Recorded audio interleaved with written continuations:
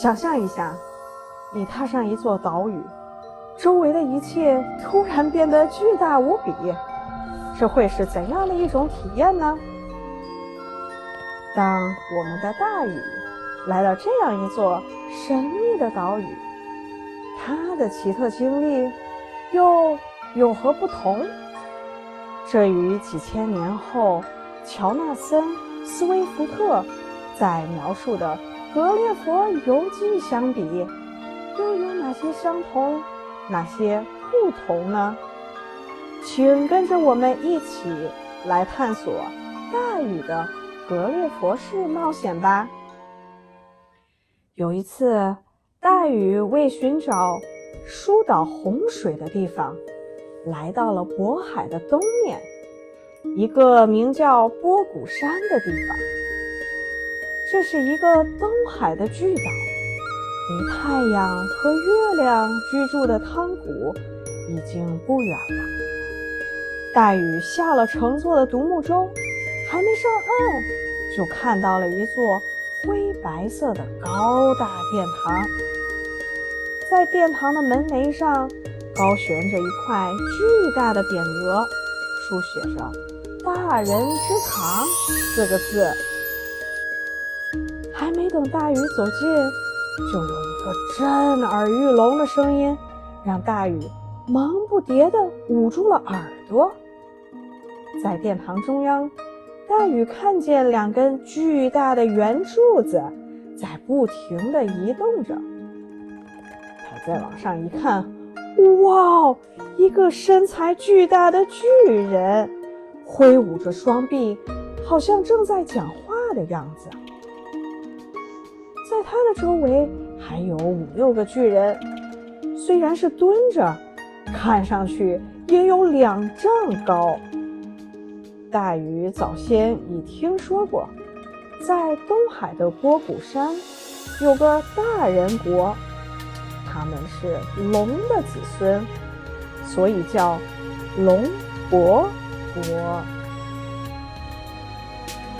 这个国家的人都有7、8丈高，他们在母亲怀孕36年之后才出生。他们出生时头发就是白色的，虽然是小婴儿，但在常人看来也应该是魁梧奇伟的巨人了。原来大禹来到的这座大人之堂，是大人国的人商议重要事情的地方。大禹因为受不了这些巨人说话时巨响的声音，连忙折身走回到岸边来。大禹看见在离海岸不远之处，有一个人正坐在一只小船上捕鱼。虽说是小船，可在大禹看来就像是一座不小的山坡。另外还有几个人在浅海里捞鱼，波涛起伏的海水只淹到他们的腰身。忽然间，一声震耳欲聋的巨响把大禹吓了一跳。原来是其中有2个人抓住了一条大鱼，并把它抛上了岸。刚才的巨响就是他们惊喜的叫喊声。大禹仔细一看，哇，这可是一条不小的长须鲸啊！不过大禹看了看身边的巨人，心想，这也许只够他们吃一顿晚餐的。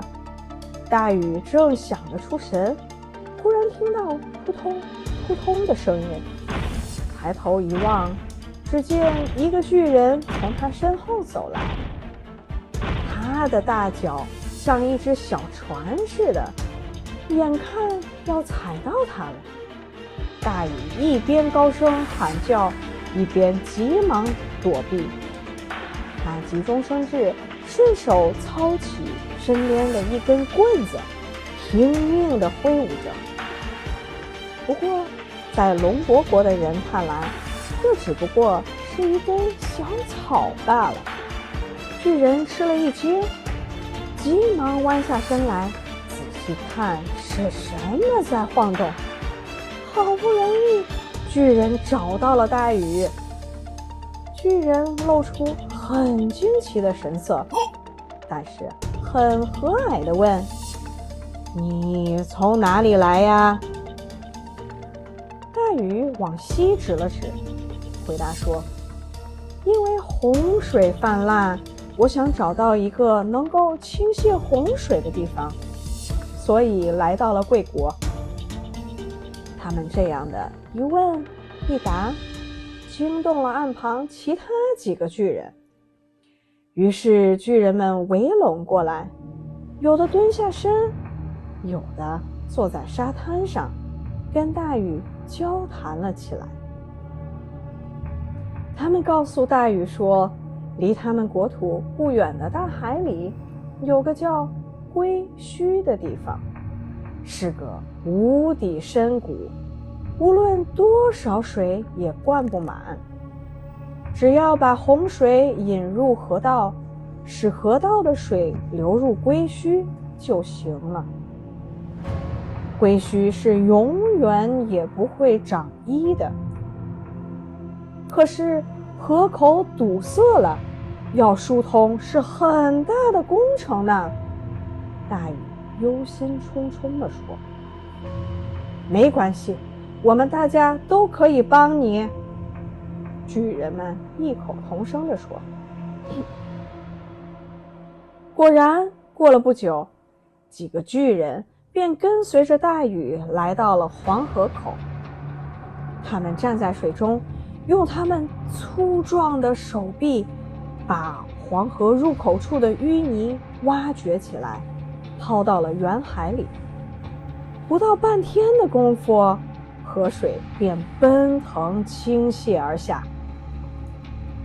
大禹非常高兴，他却不敢邀请这些巨人朋友上岸来到自己的国土，因为他担心，如果这些巨人上到岸上来，举足跨步的时候，也许会踏平许多的房屋、村舍，或许还会无意中踏上许多人呢。故事讲完啦，艾玛，妈妈想要问你一个问题先。大禹为什么担心巨人们上岸后的影响啊？你觉得他应该如何解决这个问题呢？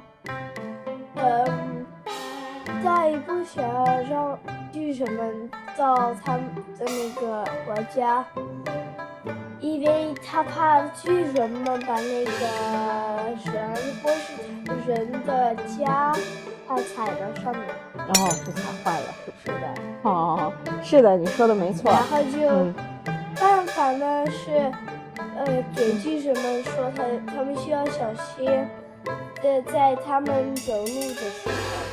哇哦，是的，巨人确实需要小心，妈妈是这么觉得的哈。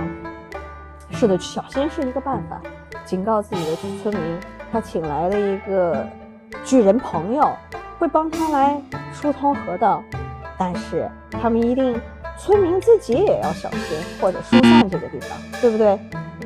是的。好棒好棒，谢谢你。好啦，现在该妮娜啦。妮娜，请你想象一下，如果你能变成巨人一天，你会变成巨人啦。那你最想做什么呢？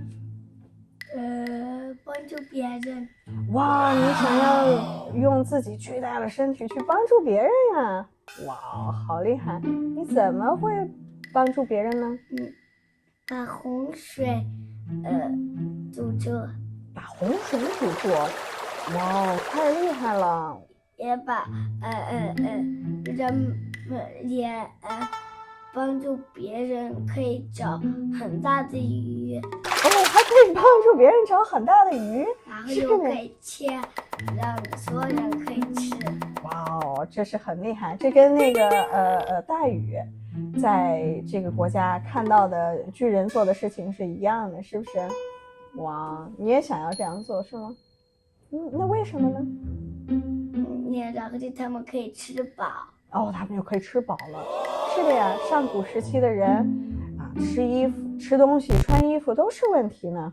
好棒，谢谢你。可是服饰也，抓了鱼，然后就所有人吃了一阵，让他们变饱。哦，这个是的，伏羲也教会别人怎样捉鱼，然后吃饱肚子了，是不是？哇，你都记得了，好棒好棒。你也很棒。OK。好了，好棒。在看视频的你们对这2个问题又有什么样的见解呢？欢迎你们在留言区给我们留言，我们可以进行一些讨论。随着我们的大英雄大禹在龙伯国的巨人朋友们的帮助下解决了洪水的问题，我们的故事也达到了一个暂时的结束。但我们的中国神话探险之旅永远不会停止。在接下来的旅程中，大禹将来到一个截然不同的国家——鲛瑶国。大禹和鲛瑶国的居民们又会给我们带来怎样的启示和新故事呢？如果你们对这些问题都充满了好奇，请订阅并继续关注我们的频道吧。我们下一集再见，晚安，拜拜，拜拜。